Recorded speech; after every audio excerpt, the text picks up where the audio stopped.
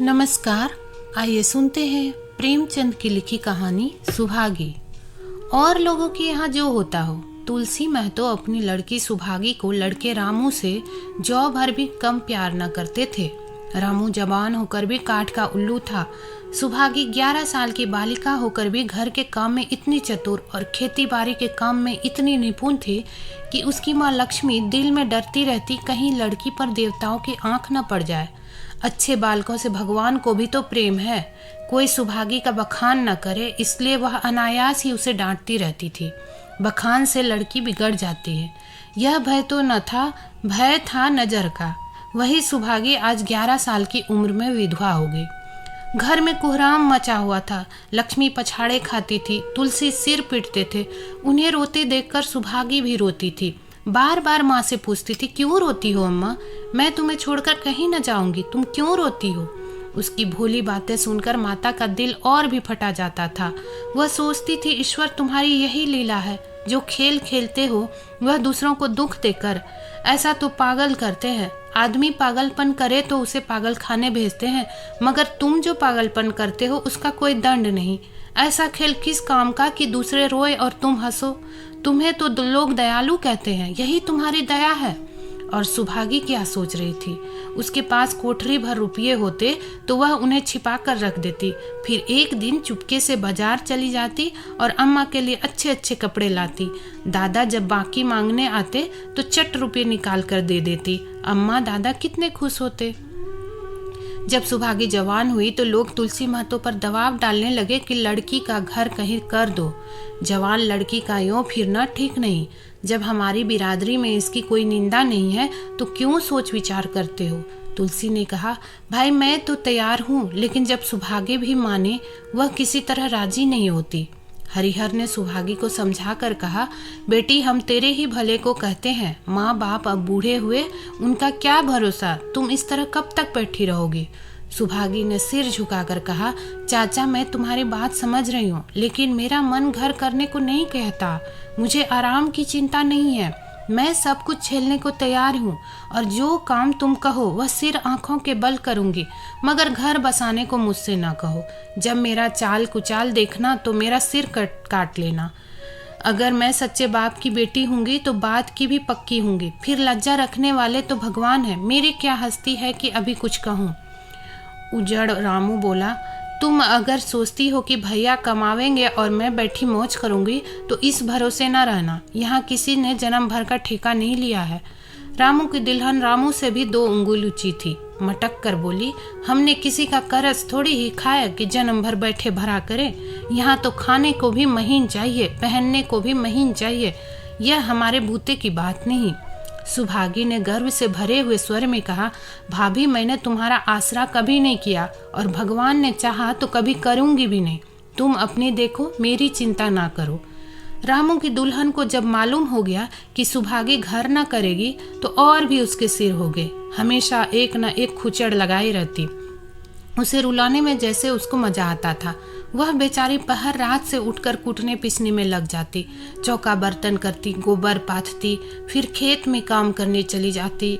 दोपहर को आकर जल्दी जल्दी खाना पकाकर सबको खिलाती। रात को भी कभी माँ के सिर में तेल डालती, कभी उसकी देह दबाती। तुलसी चीलम के भक्त थे, उन्हें बार बार चीलम पिलाती। जहाँ तक अपना बस चलता माँ बाप को कोई काम न करने देती। हाँ, भाई को न रोकती। सोचती यह तो जवान आदमी है, यह काम न करेंगे तो गृहस्थी कैसे चलेगी। मगर रामू को यह बुरा लगता। अम्मा और दादी को तिनका तक नहीं उठाने देती और मुझे पीसना चाहती है। यहाँ तक कि एक दिन वह जामे से बाहर हो गया। सुभागी से बोला, अगर उन लोगों का बड़ा मोह है तो क्यों नहीं अलग होकर रहती हो? तब सेवा करो तो मालूम हो कि सेवा कड़वी लगती है कि मीठी। दूसरों के बल पर वाही लेना आसान है, बहादुर वह है जो अपने बल पर काम करे। सुभागी ने तो कुछ जवाब न दिया। बात बढ़ जाने का भय था, मगर उसके माँ बाप बैठे सुन रहे थे। महतो से न रहा गया। बोले, क्या है रामू, उस गरीबीन से क्यों लड़ते हो? रामू पास आकर बोला, तुम क्यों बीच में कूद पड़े? मैं तो उसको कहता था। तुलसी, जब तक मैं जीता हूँ तब उसे कुछ नहीं कर सकते हो। मेरे पीछे जो चाहे करना। बेचारे का घर में रहना मुश्किल कर दिया। रामू, आपको बेटी बहुत प्यारी है तो उसे गले बांध कर रखिए, मुझसे तो नहीं सहा जाता। तुलसी, अच्छी बात है, अगर तुम्हारी यह मर्जी है तो यही होगा। मैं कल गांव के आदमियों को बुलाकर बंटवारा कर दूंगा। तुम चाहे छूट जाओ, सुभागी नहीं छूट सकती। रात को तुलसी लेटे तो वह पुरानी बात याद आई, जब रामू के जन्मोत्सव पर उन्होंने रुपये कर्ज लेकर जलसा किया था और सुभागी पैदा हुई तो घर में रुपये रहते हुए भी उन्होंने एक कौड़ी न खर्च की। पुत्र को रत्न समझा था, पुत्री को पूर्व जन्म के पापों का दंड। वह रत्न कितना कठोर निकला और यह दंड कितना मंगलमय। दूसरे दिन महतो ने गांव के आदमियों को जमा करके कहा, पंचो, अब रामू का और मेरा एक में निबाह नहीं होता। मैं चाहता हूं कि तुम लोग इंसाफ से जो कुछ मुझे दे दो वह लेकर अलग हो जाओ। रात दिन की किचकिच अच्छी नहीं। गांव के मुख्तार बाबू सुजन सिंह बड़े सज्जन पुरुष थे। उन्होंने रामू को बुलाकर पूछा, क्यों जी, तुम अपने बाप से अलग रहना चाहते हो? तुम्हें शर्म नहीं आती कि औरत के कहने से माँ बाप को अलग किए देते हो? राम राम, रामू ने ठिठाई के साथ कहा, जब एक में गुजर ना हो तो अलग हो जाना ही अच्छा है। सज्जन सिंह, तुमको एक में क्या कष्ट होता है? रामू, एक बात हो तो बताऊं। सज्जन सिंह, कुछ तो बतलाओ। रामू, साहब, एक में मेरा इनके साथ निबाह ना होगा, बस मैं और कुछ नहीं जानता। यह कहता हुआ रामू वहां से चलता बना। तुलसी, देख लिया आप लोगों ने इसका मिजाज। आप चाहे 4 हिस्सों में 3 हिस्से उसे दे दें, पर अब मैं इस दुष्ट के साथ न रहूंगा। भगवान ने बेटी को दुख दे दिया, नहीं मुझे खेती बाड़ी लेकर क्या करना था? जहाँ रहता वहीं कमाता खाता। भगवान ऐसा बेटा 7वें बैरी को भी ना दे। लड़के से लड़की भली जो कुलवंती होए। सहसा सुभागी आकर बोली, दादा, यह सब बांट बखरा मेरे ही कारण तो हो रहा है, मुझे क्यों नहीं अलग कर देते? मैं मेहनत मजूरी करके अपना पेट पाल लूंगी। अपने से जो कुछ बन पड़ेगा तुम्हारी सेवा करती रहूंगी, पर रहूंगी अलग। यूं घर का बार बाट नहीं होते मुझसे नहीं देखा जाता। मैं अपने माथे यह कलंक नहीं लेना चाहती। तुलसी ने कहा, बेटी, हम तुझे ना छोड़ेंगे चाहे संसार छूट जाए। रामू का मैं मुंह नहीं देखना चाहता, उसके साथ रहना तो दूर रहा। रामू की दुल्हन बोली, तुम किसी का मुंह नहीं देखना चाहते तो हम भी तुम्हारी पूजा करने को व्याकुल नहीं है। महतो दांत पीसते हुए उठे कि बहू को मारे, मगर लोगों ने पकड़ लिया। बंटवारा होते ही महतो और लक्ष्मी को मानो पेंशन मिल गए। पहले तो दोनों सारे दिन सुभागी के मना करने पर भी कुछ न कुछ करते ही रहते थे, पर अब उन्हें पूरा विश्राम था। पहले दोनों दूध घी को तरसते थे। सुभागी ने कुछ रुपये बचाकर एक भैंस ले ली। बूढ़े आदमियों की जान तो उनका भोजन है, अच्छा भोजन ना मिले तो वे किस आधार पर रहे? चौधरी ने बहुत विरोध किया, कहने लगे, घर का काम यूं ही क्या कम है कि तू नया झंझट पाल रही है? सुभागी उन्हें बहलाने के लिए कहती, दादा, दूध के बिना मुझे खाना नहीं अच्छा लगता। लक्ष्मी ने हंसकर कहा, बेटी, तू झूठ कब से बोलने लगी? कभी दूध हाथ से तो छूती नहीं, खाने की कौन कहे? सारा दूध हम लोगों के पेट में ठूस देती है। गांव में जहां देखो सबके मुंह से सुभागी की तारीफ। लड़की नहीं देवी है, 2 मर्दों का काम भी करती है, उस पर माँ बाप की सेवा भी किए जाती है। सज्जन सिंह तो कहते यह उस जन्म की देवी है, मगर शायद महतो को यह सुख बहुत दिन तक भोगना न लिखा था। 7-8 दिन से महतो को जोर का ज्वर चढ़ा हुआ था। देह पर कपड़े का तार भी नहीं रहने देते। लक्ष्मी पास बैठी रो रही थी।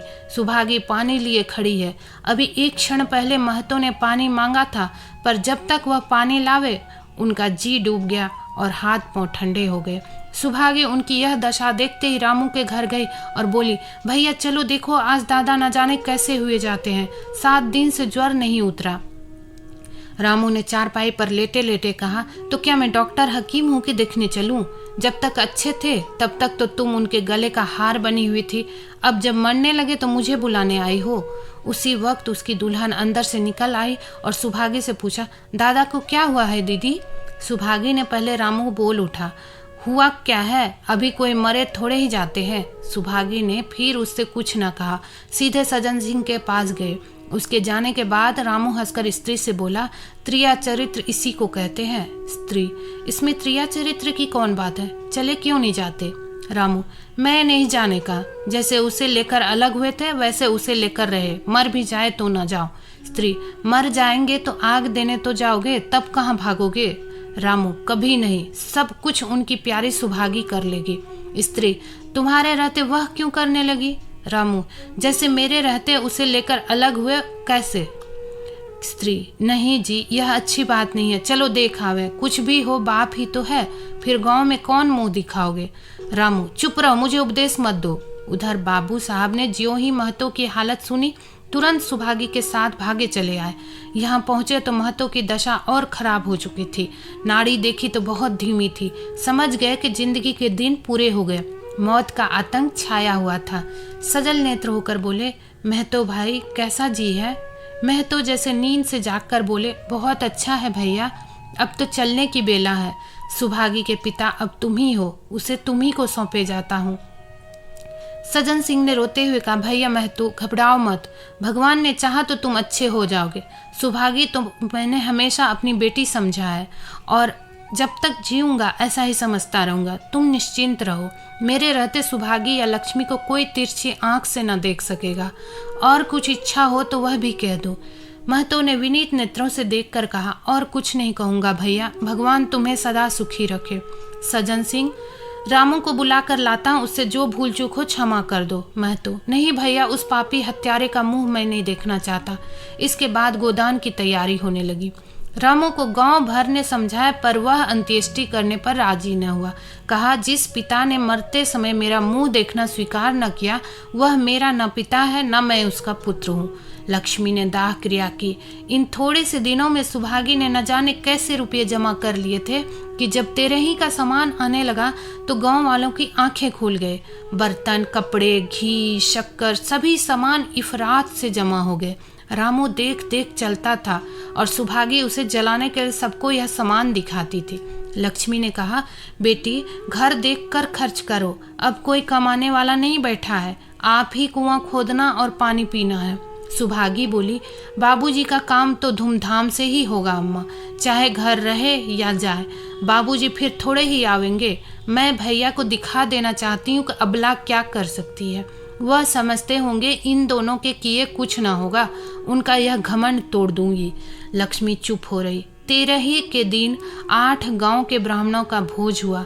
चारों तरफ वाहवाही मच गई। पिछली पहर का समय था, लोग भोजन करके चले गए। लक्ष्मी थक कर सो गई थी। केवल सुभागी बची हुई चीजें उठा उठा कर रख रही थी कि ठाकुर सज्जन सिंह ने आकर कहा: अब तुम भी आराम करो बेटी, सवेरे यह सब काम कर लेना। सुभागी ने कहा: अभी थकी नहीं हूँ दादा। आपने जोड़ लिया कुल कितने रुपये उठे? सज्जन सिंह: वह पूछ कर क्या करोगे बेटी? कुछ नहीं, यूं ही पूछती थी। कोई 300 रुपये उठे होंगे। सुभागी ने सकुचाते हुए कहा: मैं इन रुपयों की देनदार हूँ, तुमसे तो मैं नहीं मांगता। मैं तो मेरे मित्र और भाई थे, उनके साथ कुछ मेरा भी तो धर्म है। आपकी यही दया क्या कम है कि मेरे ऊपर इतना विश्वास किया? मुझे कौन 300 रुपये देता? सज्जन सिंह सोचने लगे, इस अबला की धर्म बुद्धि का कहीं वार पार भी है या नहीं। लक्ष्मी उन स्त्रियों में थी जिनके लिए पति वियोग जीवन स्रोत का बंद हो जाना है। 50 वर्ष के चीर सहवास के बाद अब यह एकांत जीवन उसके लिए पहाड़ हो गया। उसे अब ज्ञात हुआ कि मेरी बुद्धि, मेरा बल, मेरी सुमति, मानो सबसे मैं वंचित हो गई। उसने कितनी बार ईश्वर से विनती की थी, मुझे स्वामी के सामने उठा लेना, मगर उसने यह विनती स्वीकार न की।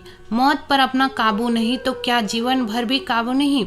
वह लक्ष्मी जो गांव में अपनी बुद्धि के लिए मशहूर थी, जो दूसरों को सीख दिया करती थी, अब बोरही हो गई है। सीधी सी बात करते नहीं बनती।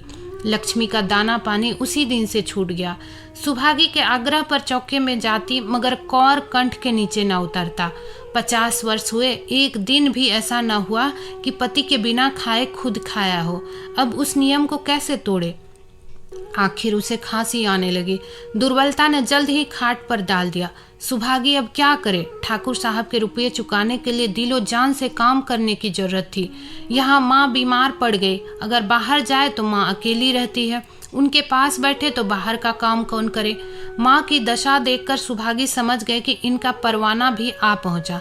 महतो को भी तो यही ज्वर था। गांव में और किसे फुर्सत थी कि दौड़ धूप करता। सज्जन सिंह दोनों वक्त आते, लक्ष्मी को देखते, दवा पिलाते, सुभागी को समझाते और चले जाते, मगर लक्ष्मी की दशा बिगड़ती जाती थी। यहाँ तक कि 15वें दिन वह भी संसार से सिधार गए। अंतिम समय रामू आया और उसके पैर छूना चाहता था, पर लक्ष्मी ने उसे ऐसी झड़की दी कि वह उसके समीप न जा सका। सुभागी को उसने आशीर्वाद दिया, तुम्हारी जैसी बेटी पाकर तर गई। मेरे भगवान से यही अर्जी है कि उस जन्म में भी तुम मेरी कोख पवित्र करो। माता के देहांत के बाद सुभागी के जीवन का केवल एक लक्ष्य रह गया, सज्जन सिंह के रुपये चुकाना। 300 पिता के कर्म के लगे थे, लगभग 200 माता के काम में लगे। 500 का ऋण था और उसकी अकेली जान, मगर वह हिम्मत न हारती थी। 3 साल तक सुभागी ने रात को रात और दिन को दिन न समझा। उसकी कार्य शक्ति और पौरुष देखकर लोग दांतों तले उंगली दबाते थे। दिन भर खेतीबाड़ी का काम करने के बाद वह रात को 4-4 पसेरी आटा पीस डालती। 30वें दिन 15 रुपया लेकर वह सज्जन सिंह के पास पहुंच जाते। इसमें कभी नागा ना पड़ता। यह मानो प्रकृति का अटल नियम था। अब चारों ओर से उसकी सगाई के पैगाम आने लगे। सभी उसके लिए मुंह फैलाए हुए थे। जिसके घर सुभागी जाएगी उसके भाग्य फिर जाएंगे। सुभागी यही जवाब देती, अभी वह दिन नहीं आया। जिस दिन सुभागी ने आखिरी किस्त चुकाए उस दिन उसकी खुशी का ठिकाना न था। आज उसके जीवन का कठोर व्रत पूरा हो गया। वह चलने लगी तो सज्जन सिंह ने कहा, बेटी तुमसे मेरी एक प्रार्थना है। कहो। कहो न कहूँ, मगर वचन दो कि मानोगी। सुभागी ने कृतज्ञ भाव से देखकर कहा, दादा आपकी बात ना मानूंगी तो किसकी बात मानूंगी? मेरा तो रोवा रोवा आपका गुलाम है। सज्जन सिंह, अगर तुम्हारे मन में यह भाव है तो मैं ना कहूँगा। मैंने अब तक तुमसे इसलिए नहीं कहा कि तुम अपने को मेरा देनदार समझ रहे थे। अब रुपये चूक गए, मेरा तुम्हारे ऊपर कोई एहसान नहीं, रत्ती भर भी नहीं। बोलो कहूँ? सुभागी, आपकी जो आज्ञा हो। सज्जन सिंह, देखो इनकार न करना, नहीं मैं फिर तुम्हें अपना मुंह न दिखाऊंगा। सुभागी, क्या आज्ञा है? सज्जन सिंह, मेरी इच्छा है कि तुम मेरी बहू बनकर मेरे घर को पवित्र करो। मैं जात पात का कायल हूँ, मगर तुमने मेरे सारे बंधन तोड़ दिए। मेरा लड़का तुम्हारे नाम का पुजारी है, तुमने उसे 12 देखा है। बोलो मंजूर करती हो? सुभागी, दादा इतना सम्मान पाकर पागल हो जाऊंगी। सज्जन सिंह, तुम्हारा सम्मान भगवान कर रहे हैं बेटी, तुम साक्षात भगवती का अवतार हो। सुभागी, मैं तो आपको अपना पिता समझती हूँ। आप जो कुछ करेंगे मेरे भले ही के लिए करेंगे। आपके हुक्म को कैसे इनकार कर सकती हूँ? सज्जन सिंह ने उसके माथे पर हाथ रखकर कहा, बेटी तुम्हारा सुहाग अमर हो, तुमने मेरी बात रख ली। मुझसा भाग्यशाली संसार में और कौन होगा। दोस्तों, अगर ये कहानी आपको अच्छी लगी हो तो लाइक ज़रूर करिएगा और साथ ही ऐसी कहानियाँ सुनने के लिए हमारे चैनल को सब्सक्राइब कर लीजिए। धन्यवाद।